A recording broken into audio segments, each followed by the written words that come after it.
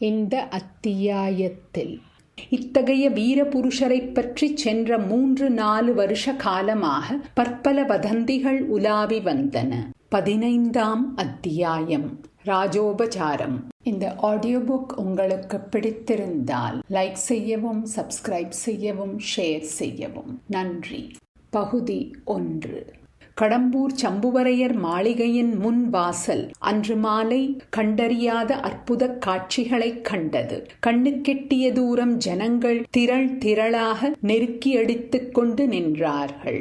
ஆண்களும் பெண்களும் சிறுவர்களும் சிறுமிகளும் வயோதிகர்களும் அக்கூட்டத்தில் இருந்தார்கள். திடமாக காலூன்றி நிற்கவும் முடியாத கிழவர்களும் கிழவிகளும் கோலூன்றி நின்றார்கள். தாங்கள் பிறரால் அங்குமிங்கும் தள்ளப்படுவதை பொருட்படுத்தாமல் அவர்கள் ஆதித்த கரிகாலரின் வீரத் திருமுகத்தை பார்க்கும் ஆர்வத்தினால் தள்ளாடிக்கொண்டு நின்றார்கள். சிறுவர் சிறுமியர் தாங்கள் ஜனக்கூட்டத்தின் நடுவே நசுக்கப்படுவதை பொருட்படுத்தாமல் முண்டியடித்துக் கொண்டு முன்னால் வர முயன்று கொண்டிருந்தார்கள். யௌவனப் பெண்கள் தங்களுக்கு இயற்கையான கூச்சத்தை அடியோடு கைவிட்டு அந்நிய புருஷர்களின் கூட்டத்தினிடையே இடித்து பிடித்து கொண்டு முன்னால் வர பிரயத்தனம் செய்தார்கள்.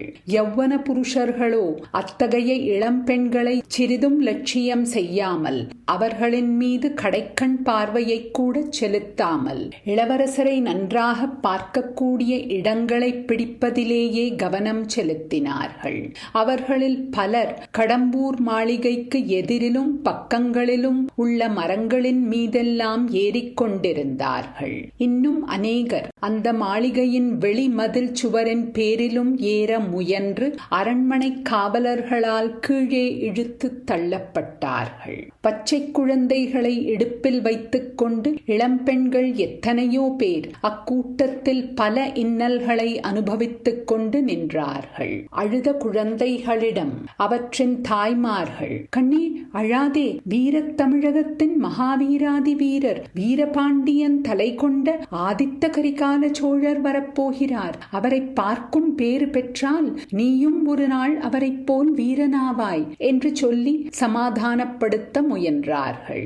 இம்மாதிரியே காதலர்கள் தங்கள் காதலிகளிடமும் தாய்மார்கள் தங்கள் புதல்வர்களிடமும் ஆதித்த கரிகாலரை பற்றி சொல்லிக் கொண்டிருந்தார்கள். அந்த விதமாக ஆதித்த கரிகாலரின் வீர புகழ் நாடெங்கும் அக்காலத்தில் பரவியிருந்தது.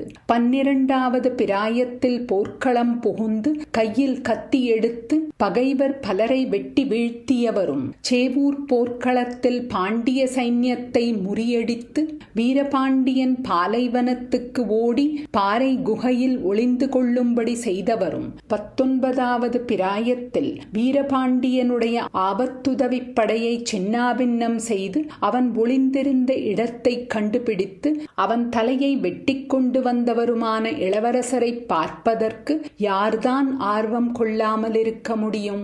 இத்தகைய வீரபுருஷரை பற்றி சென்ற 3-4 வருஷ காலமாக பற்பல வதந்திகள் உலாவி வந்தன. ஆதித்த கரிகாலருக்கு யுவராஜ பட்டாபிஷேகம் ஆன பிறகு சுந்தர சோழ சக்கரவர்த்திக்கும் அவருக்கும் மனத்தாங்கல் வந்துவிட்டது என்றும், ஆதித்த கரிகாலர் தமக்கு பின் பட்டத்துக்கு வருவதை சக்கரவர்த்தி விரும்பவில்லை என்றும் சிலர் சொன்னார்கள்.